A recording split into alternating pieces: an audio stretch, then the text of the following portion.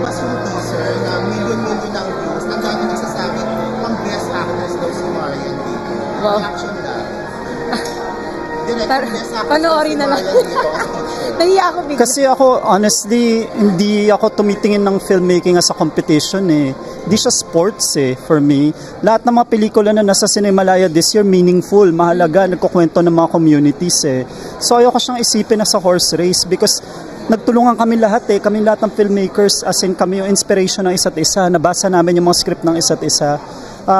Kung may mangyaring award, may recognition, bonus na lang yun eh. At the end of the day, ang pinakamahalaga kung bakit namin ginawa yung film, which is to talk about the elections before the elections. Kasi if we talk about the elections during the elections, it's too late. Marian, anong mensahe ang gusto mong ipaabot sa pelikula? Naku, isa pa yan sa siguro dahilan kung bakit ko ginawa ang balota kasi napakaganda ng mensahe sa lahat ng manonood. Yun naman yung mahalagi. Sa bawat gagawin mong proyekto, dapat may maidudulot yan o maiko-contribute mo sa taong nanood. So this time siguro sana pag napanood nila yung balota, isipin nila kung gaano kahalaga ang boses nila sa pagboto.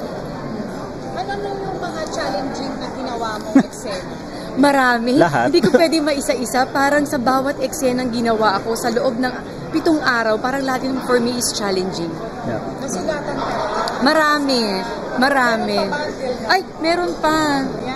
Ayan pa.